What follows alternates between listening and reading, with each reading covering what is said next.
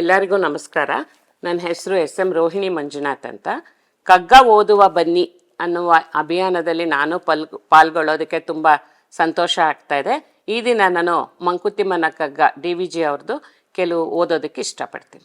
ಎತ್ತಲೋ ಕಾಡು ಮಬ್ಬಿನ ಬಳ್ಳಿ ಮೊಗ್ಗಿನಲ್ಲಿ ಚಿತ್ರ ರಚನೆಗದೇಕೆ ತೊಡಗುವಳ್ ಪ್ರಕೃತಿ, ಕೃತ್ಯಕ್ಕೆ ತಾತರುವ ಶಕ್ತಿ ಗುಣಪೂರ್ಣತೆಯೇ ಸಾರ್ಥಕವೋ ಜೀವಿತಕ್ಕೆ ಮಂಕುತಿಮ್ಮ. ಅಂದರೆ ಇಲ್ಲಿ ಪ್ರಕೃತಿನ ನಾವು ಗುರುವಾಗಿ ತಗೋಬೋದು. ಎಲ್ಲೋ ಕಾಡಲ್ಲಿ ಮಬ್ಬು ಬೆಳಕಲ್ಲಿ ಒಂದು ಬಳ್ಳಿನಲ್ಲಿ ಮೊಗ್ಗು ಇರುತ್ತೆ. ಆ ಚಿತ್ರ ರಚನೆನ ಪ್ರಕೃತಿ ಅಷ್ಟು ಚೆನ್ನಾಗಿ ಮಾಡಿರ್ತಾಳೆ. ಒಂದು ಹೂವಿದ್ದಂಗೆ ಇನ್ನೊಂದು ಹೂವಿರಲ್ಲ, ಒಂದು ಎಲೆ ಇದ್ದಂಗೆ ಇನ್ನೊಂದು ಎಲೆ ಇರೋದಿಲ್ಲ.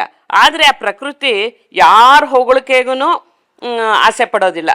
ತುಂಬ ಸಹಜವಾಗಿ ಇರೋ ಶಕ್ತಿ ಎಲ್ಲ ಉಪಯೋಗಿಸಿ ತಾನು ಸಂತೋಷಪಟ್ಟು ಬೇರೆಯವ್ರಿಗೂ ಪ್ರಕೃತಿ ಸಂತೋಷ ಕೊಡುತ್ತೆ.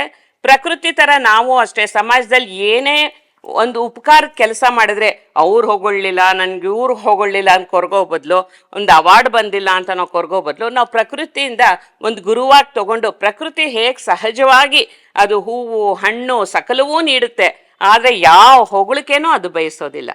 ಇದು ಇದ್ರ ಭಾವಾರ್ಥ.